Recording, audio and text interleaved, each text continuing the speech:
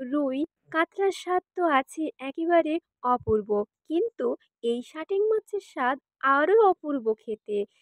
কিভাবে রান্না করলে স্বাদ অপূর্ব হয়, আপনারা পুরো ভিডিওটা দেখতে থাকুন।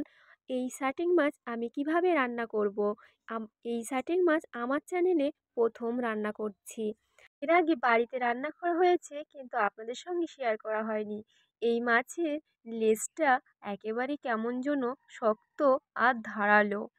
খুব সাবধানে কাটবেন যখন কাটবেন। অবশ্যই ভালো করে পরিষ্কার করে ধুয়ে নিতে হবে। আমি পরিষ্কার করে ধুয়ে নিয়েছি।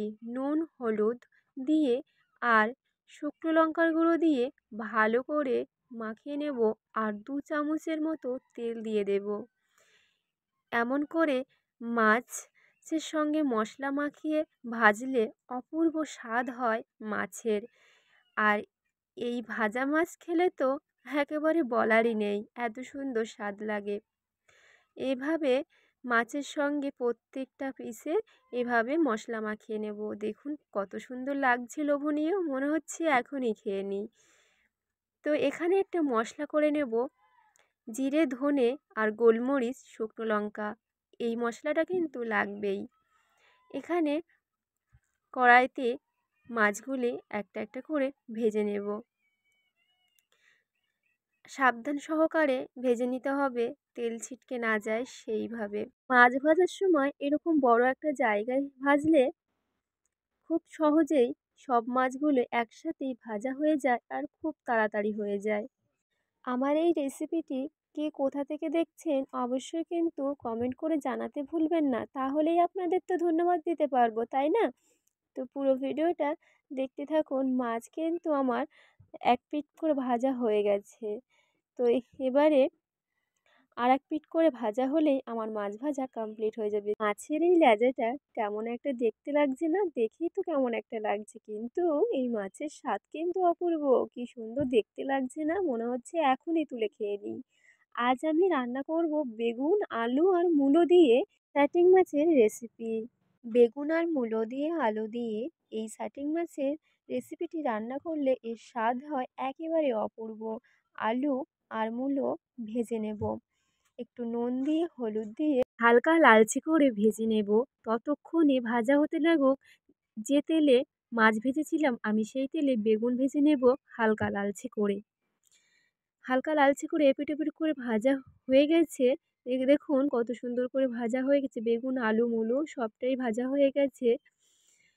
এই পর্যায়ে নামিয়ে নিয়ে কড়াইতে তেল দিয়ে জিরে ফোড়ন, তেজপাতা, পেঁয়াজ দিয়ে লালচে করে ভেজে নেব। ততক্ষণে আমি এখানে একটা মশলা বানিয়ে নিচ্ছি। হলুদ, জিরের গুঁড়ো, ধনের গুঁড়ো, লাল লঙ্কার গুঁড়ো আর দিয়ে দিয়েছি নুন। ভালো করে মশলাটাকে অল্প অল্প জল দিয়ে করে নিতে হবে। একেবারে পাতলাও না, একেবারে হালকাও না, বুঝে শুনেই করে নিতে হবে।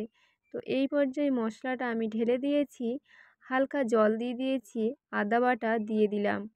তেল ছেড়ে দিয়েছে, সেই পর্যায়ে টমেটো আর কাঁচা লঙ্কা দিয়ে ভালো করে কষিয়ে নেব যতক্ষণ না তেল ছাড়ছে। তেল ছেড়ে দিয়েছে মশলা থেকে। এই পর্যায়ে ভেজে রাখা সবজি দিয়ে দেব। ভালো করে 1 মিনিটের মতো কষিয়ে নিয়ে গরম জল অ্যাড করে দেব। আপনারা চাইলে ঠান্ডা জলও অ্যাড করতে পারেন। গরম জল দিলে তাড়াতাড়ি সেদ্ধও হয়, স্বাদটাও সুন্দর আসে।